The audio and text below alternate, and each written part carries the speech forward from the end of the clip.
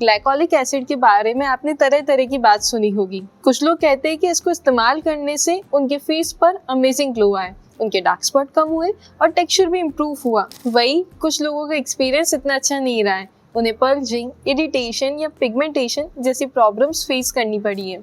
यहाँ एक बात समझना बहुत ज़रूरी है, ज़्यादातर केसेस में प्रॉब्लम ग्लाइकोलिक एसिड की वजह से नहीं होती, बल्कि उसे गलत तरीके से इस्तेमाल करने की वजह से होती है। जब किसी एक्टिव इंग्रेडिएंट को बिना सोचे समझे यूज़ किया जाता है तो फ़ायदे से ज़्यादा नुकसान देखने को मिलता है। ग्लाइकोलिक एसिड की खास बात ये है कि इसका मॉलिक्यूल बहुत छोटा होता है, इसी वजह से ये स्किन की अपर लेयर पर ही नहीं बल्कि अंदर तक पहुंचकर काम करता है।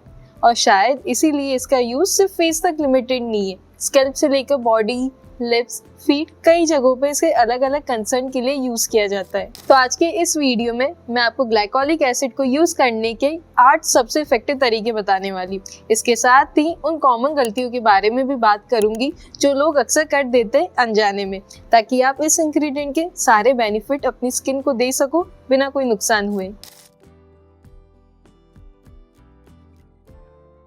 सबसे पहले बात करते हैं सही कंसंट्रेशन चूज करने की। ग्लाइकोलिक एसिड टोनर आमतौर पे 5% से लेकर 10% कंसंट्रेशन तक के मिलते हैं। अगर आप पहली बार ग्लाइकोलिक एसिड को यूज कर रहे हो तो आप 5% से लेकर 7% के बीच के कंसंट्रेशन को यूज कर सकते हो। कई लोग जल्दी से रिजल्ट देखने के चक्कर में सीधा हाई कंसंट्रेशन वाले प्रोडक्ट को यूज करना शुरू कर देते हैं, लेकिन ये गलती आपको अवॉइड करनी चाहिए। जब तक स्किन धीरे धीरे ग्लाइकोलिक एसिड की आदत ना डाल ले तब तक 10% या फिर उससे ज्यादा कंसंट्रेशन से दूर रहना ही अच्छा होता है। याद रखो, ज्यादा स्ट्रेंथ का मतलब हमेशा ज्यादा फायदा नहीं होता है।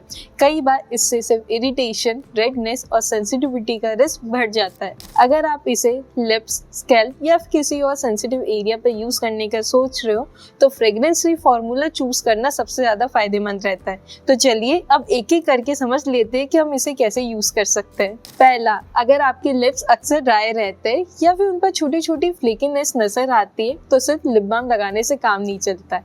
लिप बाम लिप्स को हाइड्रेट करता है लेकिन डेड स्किन और फ्लेक को रिमूव नहीं करता है। ऐसे में आप कॉटन पैड पर थोड़ा सा ग्लाइकोलिक एसिड लेकर लिप्स पर बहुत ही हल्के हाथों से डब डब कर सकते हो। इससे रब या प्रेस करने की जरूरत नहीं है। अब इसे लगभग 2 से लेकर 4 मिनट तक लगाने के बाद ऐसे रहने दो। इस दौरान लिप्स को लिक करने से बचो क्योंकि ग्लाइकोलिक एसिड खाने के लिए नहीं होता है। और अगर आपको बार बार लिप्स को लिक करने की हैबिट है तो ये मेथड स्किप करना ही बेटर होगा। इसके बाद एक अच्छा सा हाइड्रेटिंग लिप बाम या लिप सीरम लगा लो। हफ्ते में 2 बार से ज्यादा इसका इस्तेमाल नहीं करना चाहिए।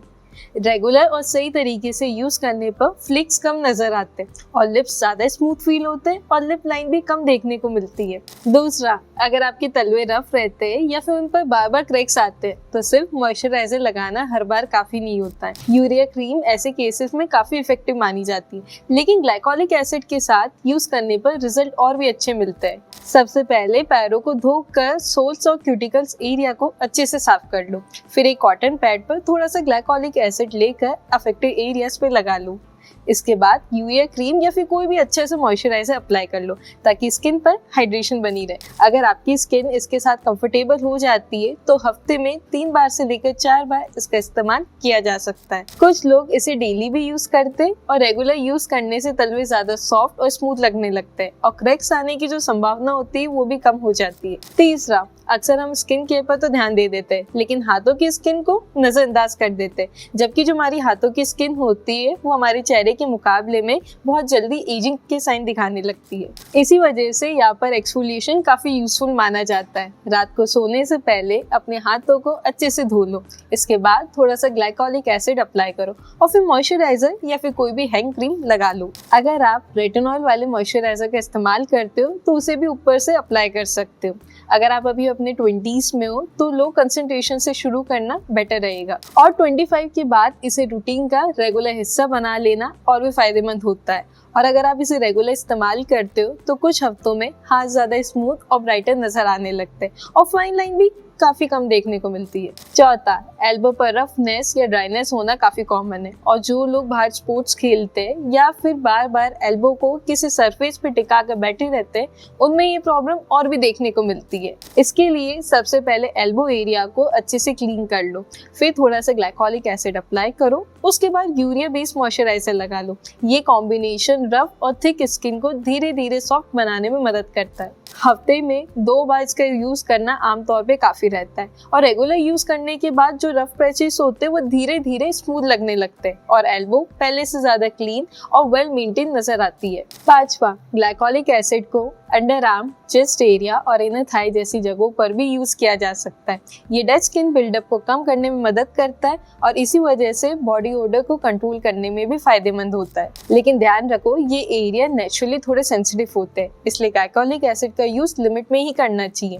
आमतौर में हफ्ते में 2 बार से लेकर 3 बार तक इस्तेमाल करना काफी होता है और रोज रोज इस्तेमाल करने की जरूरत नहीं होती। और एक बात का ध्यान रखो, ग्लाइकोलिक एसिड लगाने के बाद मॉइस्चराइजर लगाना मत भूलना। ये स्किन बैरियर को सपोर्ट करता है और ड्राइनेस को कम करने में मदद करता है। और अगर बाई चांस मॉइस्चराइजर स्किप हो जाए तो कुछ लोगों को रेडनेस, ड्राइनेस या इरिटेशन जैसी प्रॉब्लम्स हो सकती है। छठा, अगर आपको स्ट्रॉबेरी स्किन यानी इंग्रोन हेयर की प्रॉब्लम रहती है तो शावर के बाद अफेक्टेड एरिया पर ग्लाइकोलिक एसिड आप लगा सकते हो। ये डेड स्किन के बिल्डअप को कम करने में मदद करता है, जिसकी वजह से स्किन काफी ज्यादा स्मूथ फील होती है। इसके बाद मॉइस्चराइजर लगाना मत भूलना ताकि आपकी स्किन हाइड्रेटेड रहे।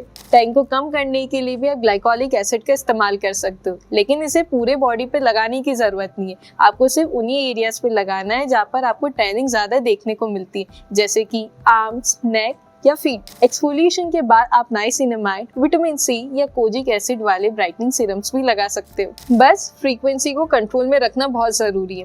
हफ्ते में 2 बार से लेकर 3 बार तक इस्तेमाल करना सही माना जाता है। बहुत ज्यादा या फिर डेली यूज करने से कुछ लोगों को रेडनेस, सेंसिटिविटी या इरिटेशन जैसी प्रॉब्लम देखने को मिल सकती है। 7वां, जैसे कि हमारी फेस की स्किन पर ऑयल, डर्ट या डेड स्किन का बिल्डअप होता है, बिल्कुल ठीक वैसे ही हमारे स्कैल्प पर भी प्रोडक्ट रेसिड्यू, एक्सेस ऑयल और डेड स्किन जमा हो जाती है। स्कैल्प एक्सफोलिएशन इस बिल्डअप को कम करने में मदद करता है, जिससे स्कैल्प ज्यादा क्लीन और फ्रेश फील होता है। लेकिन 7% ग्लाइकोलिक एसिड को डायरेक्टली अपने स्कैल्प पे लगाने से कुछ लोगों के लिए थोड़ा स्ट्रॉन्ग हो सकता है, इसीलिए इसे डाइल्यूट करके इस्तेमाल करना काफी अच्छा रहता है। आप 70% ग्लाइकोलिक एसिड टोनर और 30% पानी के मिक्सचर बना सकते हो। बस एक बात का ध्यान रखो कि जब भी आप मिक्सर बना रहे हो, आप इसे तुरंत इस्तेमाल करो, इसे स्टोर करके मत रखना। हफ्ते में 1 बार या 2 बार इसका इस्तेमाल करना सही रहता है। इससे ज्यादा यूज करने से स्कैल्प पर बेवजह सेंसिटिविटी हो सकती है और इरिटेशन होने की भी संभावना इंक्रीज हो जाती है। 8वां, ग्लाइकोलिक एसिड का सबसे ज्यादा इस्तेमाल चेहरे पे किया जाता है और सच बताऊं, सबसे ज्यादा गलतियां भी यही होती है। जल्दी रिजल्ट पाने के चक्कर में कई सारे लोग इसे जरूरत से ज्यादा इस्तेमाल करने लगते हैं, जिसकी वजह से रेडनेस, इरिटेशन या पल्जिंग जैसी प्रॉब्लम्स देखने को मिल सकती है। कंसंट्रेशन चाहे 5% का हो, 7% का हो या फिर 10% का हो, शुरुआत हमेशा धीरे धीरे ही करनी चाहिए। अगर आप पहली बार ग्लाइकोलिक एसिड का इस्तेमाल कर रहे हो तो आपको पहले 2 हफ्तों में से 1 बार इस्तेमाल करना है, और अगर आपकी स्किन पर कोई भी इरिटेशन या फिर अनयूजुअल रिएक्शन नहीं है तो आप धीरे धीरे इसकी फ्रीक्वेंसी को 1 हफ्ते में 2 बार तक बढ़ा सकते हो। हफ्ते में 2 बार यूज करना एक सेफ जोन माना जाता है, जो ज्यादातर लोगों के लिए काफी रहता है। अगर आपके रूटीन में पहले से retinol, vitamin C, salicylic acid जैसे कोई भी एक्टिव इंग्रेडिएंट मौजूद है तो इसी फ्रीक्वेंसी पे रहना अच्छा होता है। और अगर आप कोई दूसरे एक्टिव इंग्रेडिएंट्स का इस्तेमाल नहीं कर रहे हो और आपके स्किन को भी इस एसिड से कोई दिक्कत नहीं है तो आप इसे हफ्ते में 3 बार तक इस्तेमाल कर सकते हो। और एक और इम्पोर्टेंट बात जो बहुत जरूरी है, अगर ग्लाइकोलिक एसिड के बाद आपको इरिटेशन, रेडनेस, बर्निंग या फिर बहुत ज्यादा पल्चिंग जैसी प्रॉब्लम दिखने लगे तो इसे फोर्स करके कंटिन्यू करने की गलती मत करना। ऐसे सिचुएशन में एक्सफोलिएशन को तुरंत रोक दो और कुछ दिनों के लिए अपनी स्किन केयर रूटीन को बिल्कुल सिंपल रखो, जहाँ पर एक जेंटल क्लेंसर हो और अच्छा सा मॉइस्चराइजर हो, और फिलहाल के लिए किसी भी एक्टिव इंग्रेडिएंट्स का इस्तेमाल मत करना। ऐसा करने से स्किन को रिकवर होने का और नॉर्मल होने का टाइम मिलता है। जब आपकी स्किन फिर से काम और कंफर्टेबल फील करने लगे तब आप धीरे धीरे किसी भी एक्टिव इंग्रेडिएंट को अपने रूटीन में वापस लाने की सोच सकते हो। तो दोस्तों, ये थी हमारी आज की वीडियो। अगर आपको ये वीडियो पसंद आई होगी तो प्लीज वीडियो को लाइक करना और चैनल को सब्सक्राइब करना मत भूलना। मैं मिलूंगी आपसे अगले वीडियो में, तब तक के लिए अपना ध्यान रखना। Bye bye.